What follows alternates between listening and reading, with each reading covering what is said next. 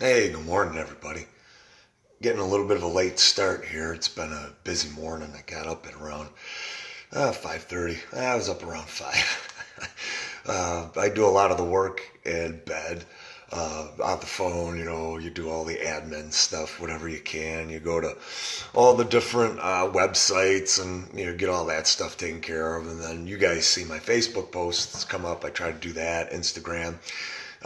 It's been amazing having a schedule and developing a routine and sticking to that. It's been so great because I've been able to accomplish so much more. Yesterday was a great day with work. We're finishing up a job. We had a siding job. We got that wrapped up. I picked up another job, a fencing job. So we got that job going on, picked up another job, another siding job, and a window job. So it's been great. I did an estimate. We've got a big remodel to do. So staying focused and compartmentalizing my time and sticking to my schedule has been huge. It's just been enormous. I've been so effective in being able to do so much more than what it was I used to be able to do. If you guys aren't implementing, one of these tools that are out there, I strongly suggest going onto YouTube, taking a look at some of those different things that other people who are trying to be successful and achieve success, they take like 10 or 20 minutes to watch, and they're amazing. And I had a lot of the pieces of the puzzle put together before, and just, anecdotal experiences, uh, things that I lived, experiences that I've had with others that I've seen, people that have inspired me. And I just kind of tried to apply all that. And then just kind of intuitively knowing what it is that I needed to do. But being lazy is really easy, right? When you have so many things on your plate to do, for me, I have a couple of houses. I have a few business ventures. Those business ventures are even expanding now at this point. Into other arenas. The big thing is to stay focused in on whatever it is that you're doing. Stay singular in whatever that is that you're supposed to be doing for that hour of time, for that half hour of time, for that 5 minutes. But be mindful, be attentive, be aware, be present, and be all in whatever it is that you have going on. If you're talking to your mother, if you're talking to a friend, if you've got something going on with business, be all in. You don't have to be upset when you're in those situations. You can be upbeat and happy. And you'd be surprised at how people react to that. And even though it may be different than the way you handled those situations for years, 20 years before, it just doesn't matter. Once you start to approach it a little bit differently, the way people gravitate towards that and the effect that it has on them is profound. And I say this because, kind of what I wanted to get into today, I keep a list of different businesses, and I've targeted different business ideas that I want to go ahead and move forward with. And I've done this for the last 25 years. So the last 25 years, though, I haven't really done it. So I had a lot of different things that came up. And they were all things of my creation. Everything that I have in my life, everything that I did, it was all a part of my creation. If I was with a girl who ended up being my wife and then my ex-wife, and I had that situation going on, it wasn't just happenstance. It was my creation. I made the decision to be in that relationship with that woman. I made that decision to stay in that relationship with that woman. I made the decision to have the interactions that I had with that woman, just like everybody in my life. And then that set me down a path of where I was going to be. But every single moment of every single day, I made those decisions consciously to leave myself in that situation and put myself in that situation. So 25 years later, here I am. I mean, that's actually a little bit longer now. It's about 27 years later. I can take a look at it and say, well, okay, I had the government come after me, try to take my money. I had my ex-wife come after me and was able to take money. I've had other people that are very close to me that are either family or friends that have come after me and either taken money from me, taking something that I've had from me physically. But what I never, ever, ever let it do to me the entire time, no matter how bad it was, and I can tell you guys this is how bad it got. You got your house, you don't know how you're going to pay your mortgage. You've got somebody coming, you've got family court, or you've got the income tax, whatever it is, coming to take your vehicles, your motorcycle. You've got, and you didn't do anything wrong. You paid all the child support, but the courts decided against you. You've got your house falling apart because you can't afford to pay for it, to fix it. You got the girl that you were seeing at the time. This is going back years ago. The girl I was seeing at the time breaking up with you. You've got your family dealing with different things. You got friends dealing with different things. And I literally laid in bed at that moment. And that's not the only time that that's happened. There are other times that those things have happened. Now, some of those things, okay, were outside of my control, right? Some of those things, maybe I could have done something to avoid doing them. And I could have. I absolutely could have. Good morning, Teresa. I could have said, you know what? I'm going to be proactive and I'm going to get an attorney. I don't have the money for an attorney, but I'm going to figure out what I got to do to get an attorney to try to combat this. But I didn't do that. I was lazy.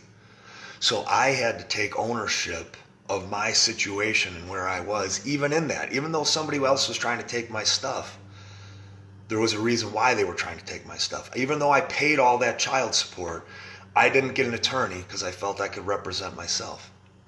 So I had all of these moments in my past where I've crippled myself. I've allowed the person that I was for all those years to hold me back. And the biggest thing that I tell people is this. I say, you are not resigned to that person that you've been. You're not resigned and committed to that. I don't care how old you are. I don't care if you're 100. I don't care what age you are. We're just starting to learn.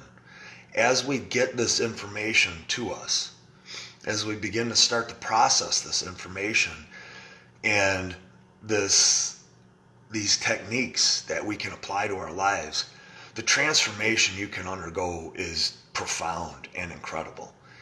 And with Nurture, my initiative that I do with people, it's life coaching, it's career counseling or career coaching, it's professional coaching, it's relationship coaching, it's emotional coaching, and it's simple and it's real and it's just matter of fact. And what it takes is it strips down all the mystery and it strips away all that it's seeming complicated, and it simplifies it. Because when you go to a psychiatrist or you go to a social worker, they're not in tune and connected with you. They're not really mindful of where you're at. They're not aware of the whole situation, where you're at in this moment. They're like the Walmart of mental illness or psychology. You're going in and you think they're going to fix you, and you're going to pay them however much money per half hour now, whatever it is, and you're hoping against all hope that that's going to help. And I can tell you this, guys, 100% of the people that I've worked with, that I've been blessed and privileged to have worked with, 100% of the time that they commit to this process, 100% of the time that they commit to themselves, just like me, it is 100% effective. And they're only restrained and held back by them limiting themselves. And that's the truth. I'm going to court tomorrow again for what happened. Could I let that hold me back? Absolutely. There are other personal struggles that I'm enduring right now that I don't share that information with people. I go through that stuff because I want to make sure that when I'm faced with those things, that I'm approaching life in as positive a way as I can possibly do it. And that's not anything that I started doing. I started realizing that stuff back when I was like 17 and 18 years old. But the big thing that I didn't do, that I'm starting to do, was I didn't believe in myself, in my ability to affect people, in my ability to affect my life in a positive way. So now I'm starting to get to that point where I am believing in these things. You're right, Heather. Good morning. And I'm starting to believe that I can be that person. I can be that person that does nurture, that does my construction business, that does, mortgage consulting, that does life coaching, that does all of that stuff. That does these YouTube videos that I want to get to once I get a new phone. And that's coming, guys, believe it or not. Yes, I cannot wait. 2 new phones. But, you got to be patient with the process. You have to be patient with yourself. The only way you get to where you want to be is by taking one step at a time, one day at a time. Now, Courtney's on right now, and I don't mean to embarrass her. I'm not going to get into a lot of details here, but Courtney and I met a little over 2 years ago, and she has worked extremely hard to get herself to a better place. And she's accomplished that. She's accomplished that with her family. She's accomplished that with her personal life, her professional life, and she has done an incredible job. And she's committed and focused to that every day. Now, Courtney has a lot of different, like all of us, there's different things that we all face. And she tackles those. She commits to tackling those every day. And she doesn't let them be a burden. She doesn't let them overwhelm her. She doesn't let them cripple her. She uses that all as motivation and inspiration to be better, to do more for herself, so that down the road, she acquires all the information and the knowledge and the skill set and the experience, and she develops that wisdom so that she can then be whatever it is that she wants to be, whatever that is. And it's not this whole cosmic, kind of feel-good hippie thing or anything like that. You guys know I am no hippie. I'm a tree hugger for sure.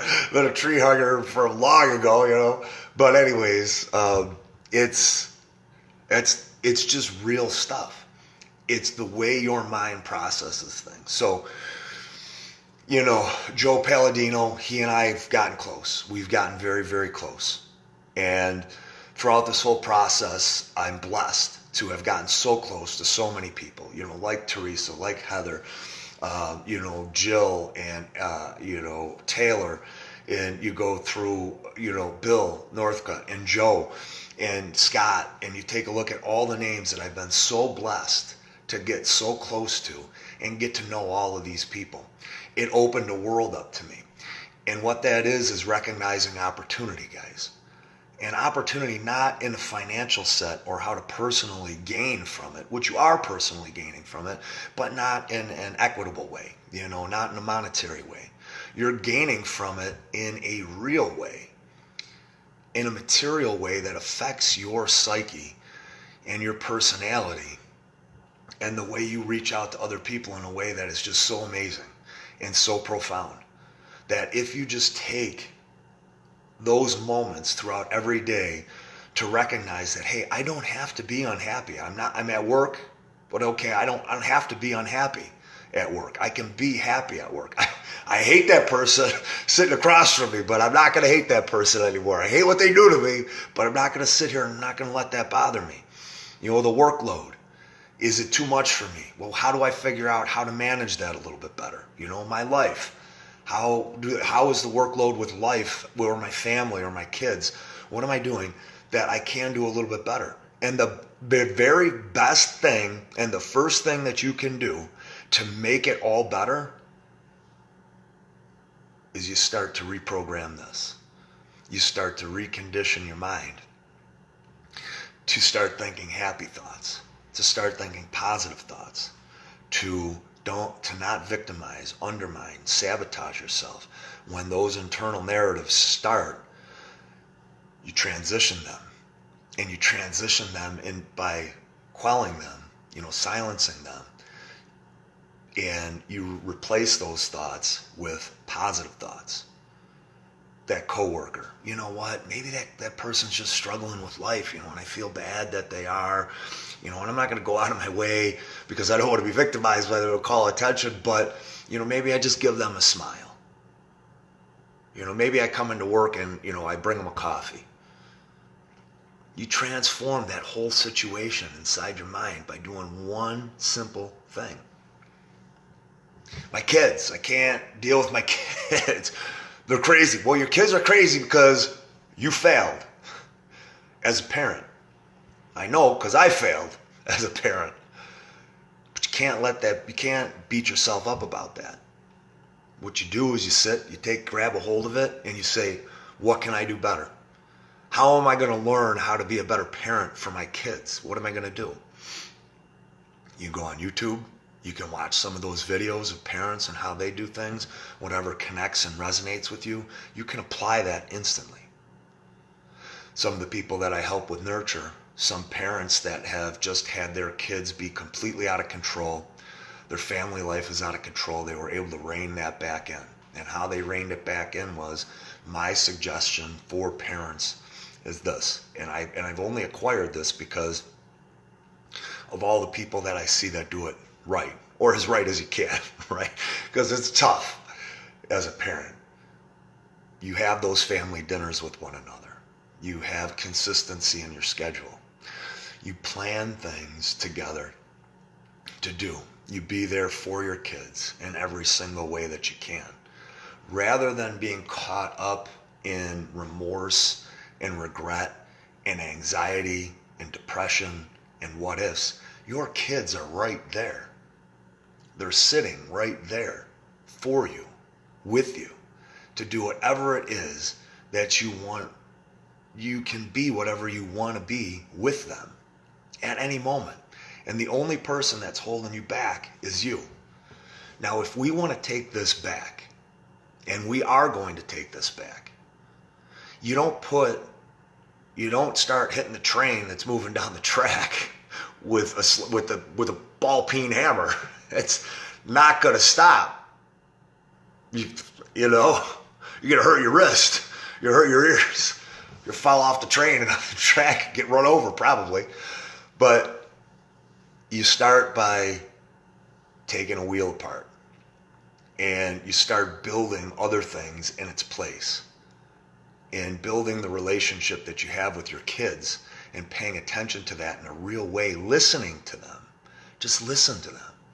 Ask questions of them. Engage with them. Eat with them. Have them cook. Oh, Pete, it's a pain in the ass. I know. It's a pain in the ass. Let them cook with you. Let them be a part of everything that you're doing, because everybody's like, well, what can I do for people? What can I do for people? And how many times have you heard me say, be there for your family, be there for your friends, be there for your neighbors? Well, Pete, how do I do that? I'm telling you, this is how you do it with your kids. How do I do it with my family? Well, you go over to your mom's house, you go over to your dad's house, you sit and you play cards with them. Play a board game. I hate playing games. So do it. They enjoy it. Learn how to enjoy doing that stuff. Because when we all start to, in our circle, engage one another in a positive way like that, that's where this whole thing is really going to start to gain momentum and change. That's how everything is we're going to come back together as family. We're going to come back together as friends. We're going to come back together as neighbors and community. And rather than, and I called this out years and years and years ago, the division that I saw. I'm like, there's just so much division. They're doing everything that they can to keep us as divided as they can in as many ways as they possibly can. Even that we all own our own homes. We live in homes by ourselves. When you pay attention to your kids and you start to put a schedule together for them, for you, you will be astounded at the transformation. And it's not going to cost you a dime. You're cooking anyways. You're doing dishes anyways. You're cleaning anyways. You're organizing, you're doing all that stuff. You play games with them, you throw the ball with them, you ask them what they want to do, what their dreams are, where they would like to go on vacation. You do that for them. You don't have to go shopping and buying shoes and all this other. No, engage them in a real way. Take on a project that maybe says, hey, you know what do you think about, taking a look into this, and let's investigate trails in New York that we can make a whole annual, or a couple of years, over a couple of years, that we go on, we hike these trails. Maybe we like haunted house stuff. Maybe we like climbing mountains. Maybe it's all of those things. But you sit down with your kids and you engage that. And now when you're out with them, this is the key though, okay? It's not just that easy. Here's the big piece of the puzzle, the big key on this whole thing.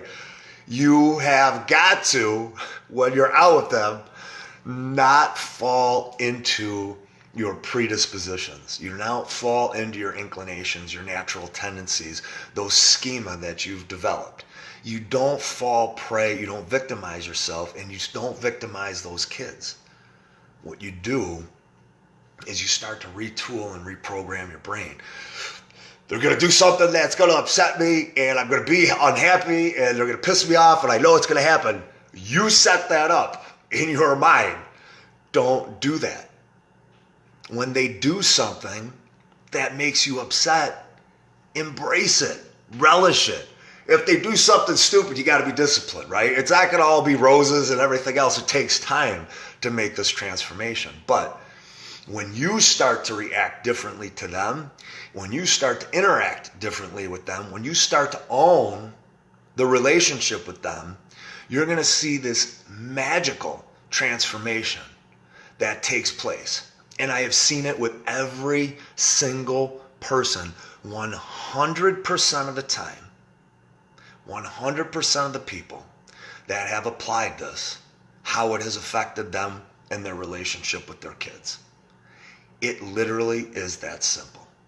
And when you interact with them, be present, be mindful, be aware. Be in tune with what they've got going on. Communicate with them. Don't be distracted. Don't look at the phone. Let your kid know, your child know, you're all in and you're there. And you will be amazed at the transformation that takes place. Well, Pete, how do I with family? It's the same thing, guys. Like I said with the games. How do I with neighbors? I don't know. When they're out, talk to them. Ask them if they need any help, lawn mowed, anything like that. Now, it was just you, wrapped up in that little blanket of anxiety and despair and frustration and anger and hatred, maybe even. And holy shit, it's not that bad out. It's kind of nice. I didn't need that blanket around me. I didn't need to be inside. I've got all these other people now that I'm talking to and engaged with that you weren't engaged with before, and now you are engaged with them. They're already in your life. Affect them in a positive way through you. So, getting back to what I do with the life coaching and the professional coaching and career coaching. You have one of my friends, one of my dear friends, Joe Battaglia. We've been friends forever. Just ridiculously off the charts bromance. I'm not gonna lie. I got a lot of bromances. I really do, and I'm so blessed, and I'm so lucky. And Mike Wolford, we were supposed to get together for lunch last week, and I was so focused in on all the jobs I forgot. I'm really hoping that the two of us are able to get together this week. I hope I didn't upset him too much, but I'm very blessed to have all of the guys, these amazing guys in my life. And I go through the names, Sean Kelly, my brother Chuck Harding, my dad Mike Harding, Mike Thauer, just the list goes, Andy Walter, Joe Battaglia, the list goes on. Like, I'm so blessed and fortunate to have this circle of friends. Hey Pete, how did you get that circle of friends? I like to have only one person in my life. I like to keep it tight. I don't know, you just develop those friendships and you develop those bonds. And then you make sure you care about that other person and you're reaching out to them. occasionally. You don't have to do it every day. Sometimes I do it every day with people, but you can just show them you care. Ask them to do something. And I've been very blessed. So Joe had asked me to go out to Sunset Bay about a week ago. He's got this sweet ass car, Challenger. It's all decked out. And Joe is this amazing craftsman, like amazing. Anything that he wants to do, and he owns a Buffalo Sports Garden. So I'm going to put a plug in for him. If you want to eat, it's amazing out there. He's got the patio. It's beautiful, Southwestern. I even know the address because I used to do the commercials for. Oh my God, I used to write the commercials when I was doing the radio ads. 2945 Southwestern Boulevard, across from St. John Vianney Church. I think I even voiced a couple of the spots back in the day. But anyways, you go out there and visit him. But whatever Joe sets his mind to, he's amazing. He fixed. He made the car even more beautiful than it was. His truck that he had, even more beautiful. The restaurant, he pretty much did everything in it. Everything. All the woodwork. Everything outside. And I've helped him, and I've been blessed that he brought me in on a couple of the projects to help him with. It turned out amazing, and they look great. But Joel puts his mind to things, and he does it. Well, just like so many of us, though, Joe, people look at us and they think we're all put together, but we're just people. That's all we are. And we're fallible, and we're making mistakes every day. And with Joe, he gets overwhelmed, just like all of us. And this is the big thing. When you have so many things on your plate to take care of and do on any given day, you lose track. And what happens? You don't end up doing anything. Unless you're that extraordinarily profound, motivated person that is able to start moving forward with all those things, which I don't know many people like that. But you could get through them, but you can only get through one thing at a time. That's it. But we have so many things on our plate. How do we get through it? And the way that you do it is you pick one thing. You put it in your schedule at the beginning of your day. And at the beginning of your day, you say, or the day before, or even the week, depending on where your schedule is, you put down what you're going to do and when you're going to do it. And you stick to that schedule, just like you would if you were in business. If you were in business and you were working, you stick to that schedule the same exact way, no different. If you were in college or you're in high school, you stick to that schedule and you don't deviate from it. And you don't want to get OCD with it, because that's just that's a whole other level of psychosis, an issue you got to deal with. But you do it to keep yourself on task. You do it to keep yourself moving forward. You do it so that you can make sure you're getting everything accomplished that you want to do. You don't have to clean the whole house in a day, right?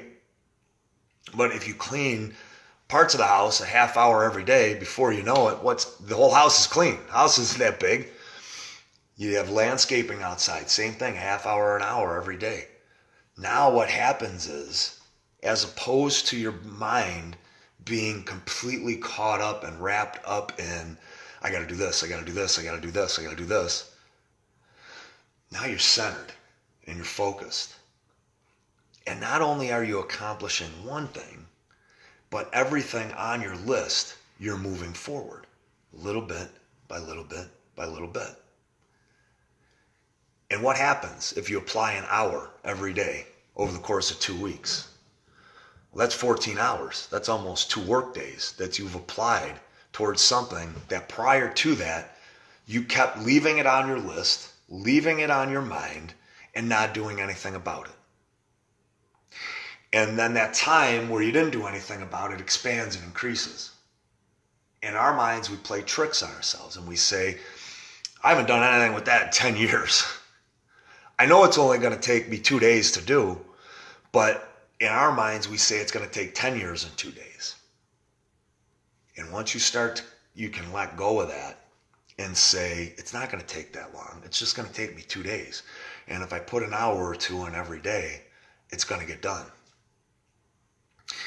What you end up doing with your life is absolutely amazing because you grab hold of it. You take control of it. Your mind is no longer cluttered. Your world is no longer cluttered. And what you're doing is freeing yourself and enabling yourself to actually do other things then, other things that you want to do.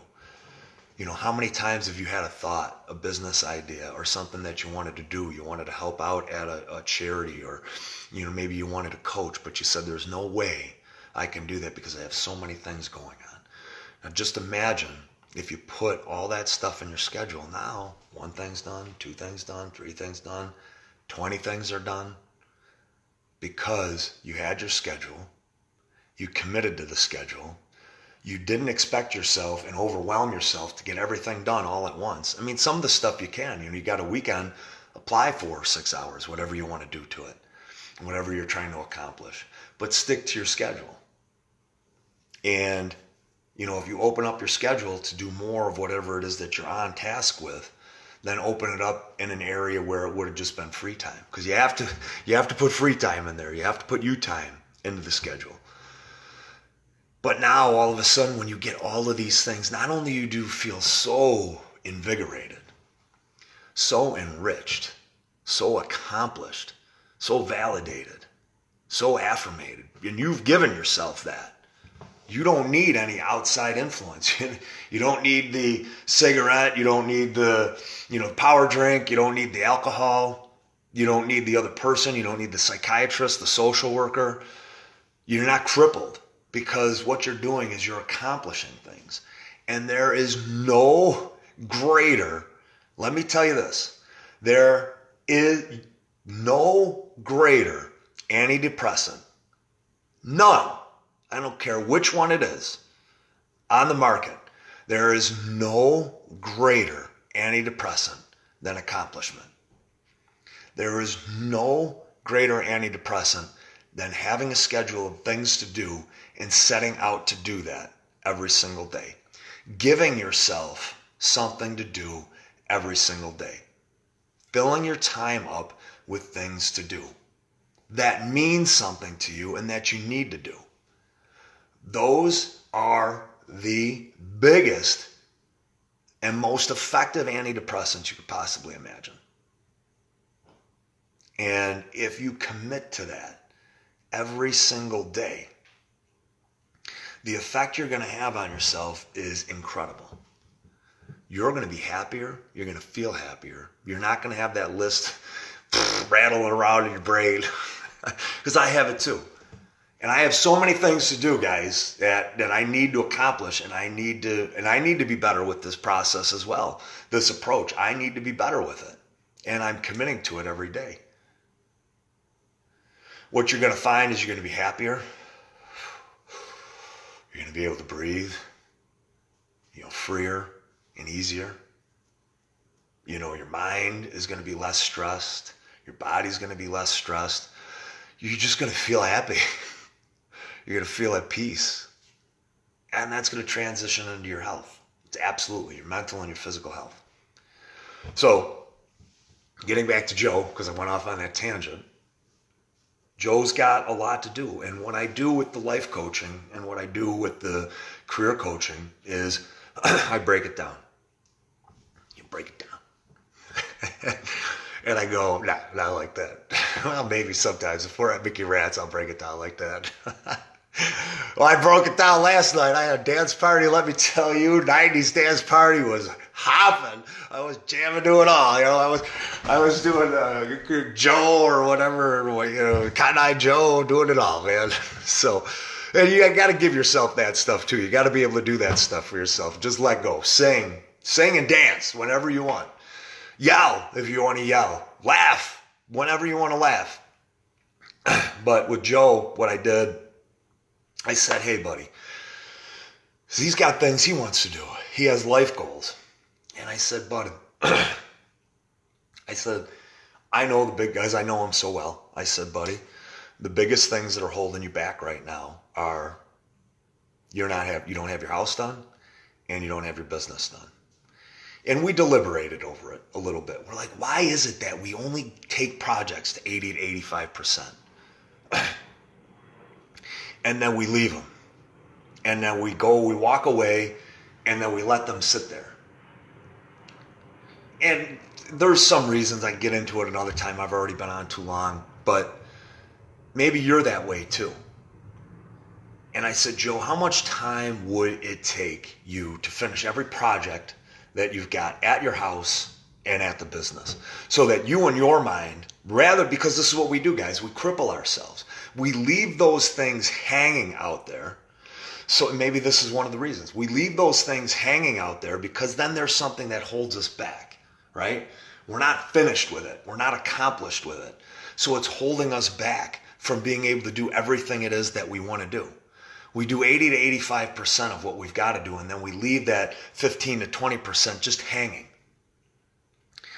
And it doesn't allow us to be as free as we can be. It doesn't allow us to do everything, think about all the things that we want to do, go to other places and just be able to enjoy yourself and relax completely. You know, how many different things that I've missed out on because I've said I've got to work. I shouldn't have missed out on any of those things because I said I had to work. Had I applied myself in this way and finished everything to 100% in the time that I should have been finishing that stuff and not allowed myself to be crippled on the couch, I would have been able to do all those things. And I would have had all of those experiences and all that enjoyment. But I leave things 80, 85% finished. And so does Joe.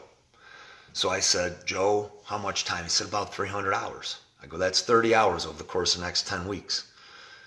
And he has 3 days off. And he doesn't work in the mornings. And I said, buddy, I said, you can get rid of all of those things on your plate in the matter of 10 weeks. I said, how amazing would that be to give your life back? And then some personal things that he wanted to start accomplishing and going after as a result, after all that stuff. So he thought about it and he goes, man, you're right. He says, I'm going to put a schedule together and I'm going to start doing things. And what I know about Joe is that he will do it.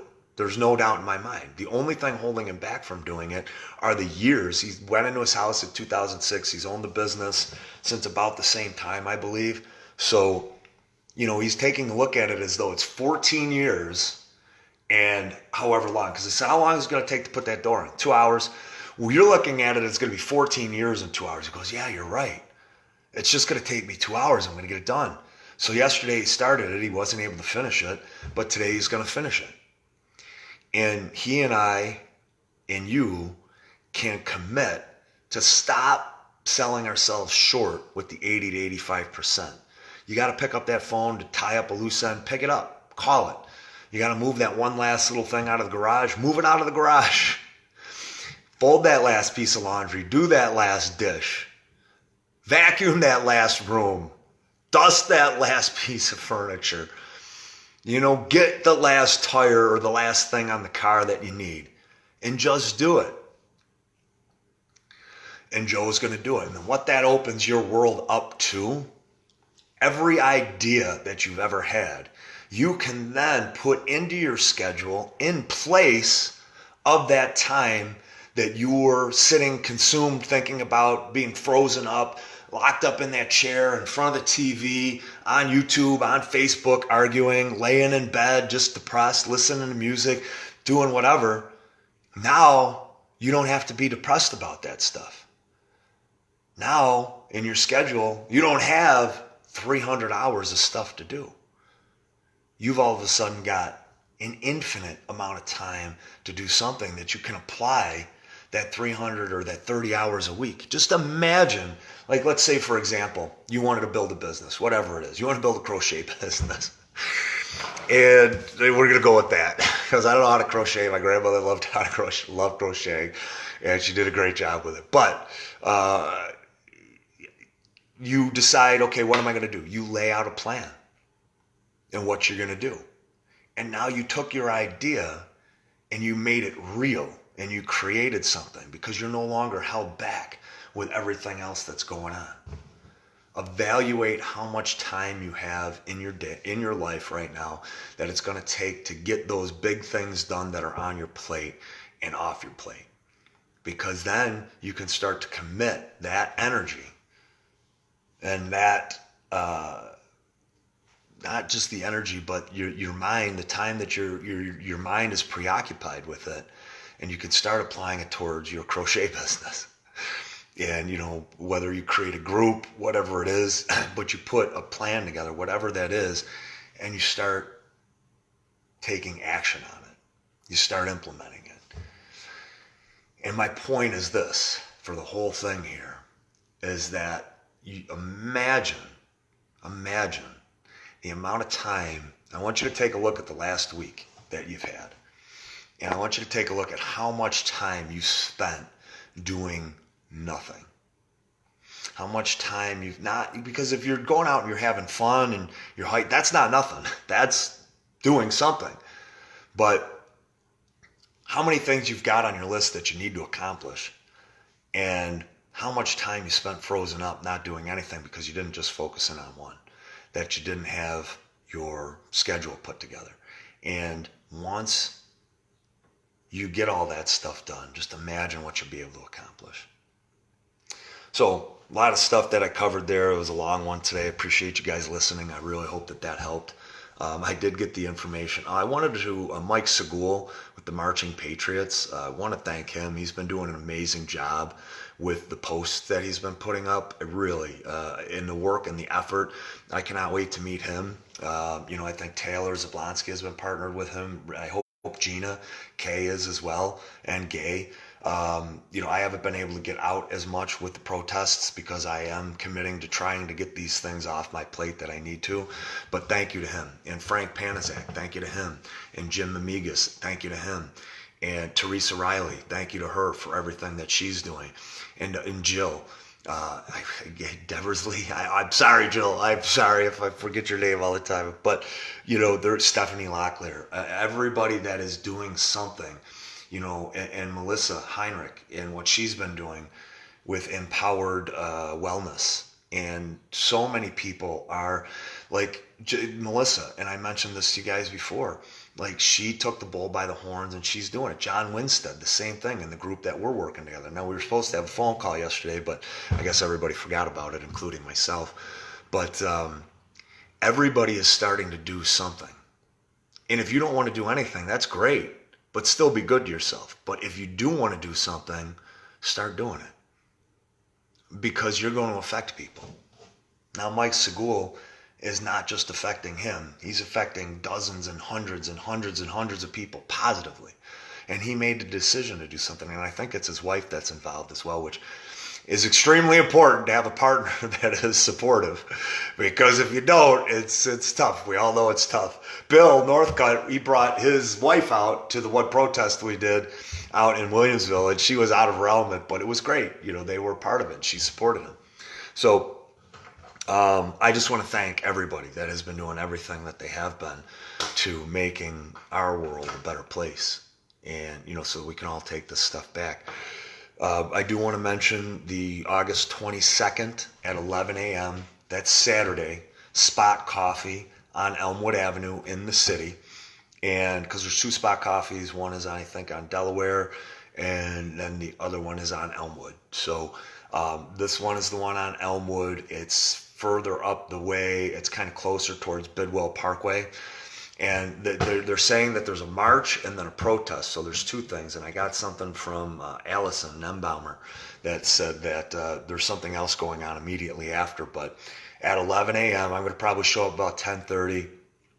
That's 11 a.m., August 22nd, this Saturday, in front of Spot Coffee on Elmwood down in the city. We'd love to see you guys there. I hope you can join me and join us. Bring your signs, but make your signs specific to that cause: pedophilia, sex trafficking, child trafficking, those kinds of things. Let's try to be unified with this instead of divisive. And I think this is something that is completely, it goes across every single ideology and party line. Well, I suppose unless you're a sex trafficker. or pedophilia, then you're not on board with it. You're actually hating this period of time, because people are starting to fight back against you because they were trying to normalize it. But looking forward to seeing guys down there. As always, it's a busy day for me, which I love. Going to get a lot done. Yesterday was a great day. Today's going to be a great day. Good luck to Joe. He's going back to Ellicott Development today. I'm very excited. So if you guys want, send him some positive thoughts and positive energy. The first time in a while that he's going to be doing that. And, I'm excited for him to do that. He's come a long way. Very proud of him. But we've got, if I see anything else that happens, I'll obviously come back on. I'll definitely come back on. But if I don't, I'll see you guys tomorrow. Have a great day. And I love you guys. Bye.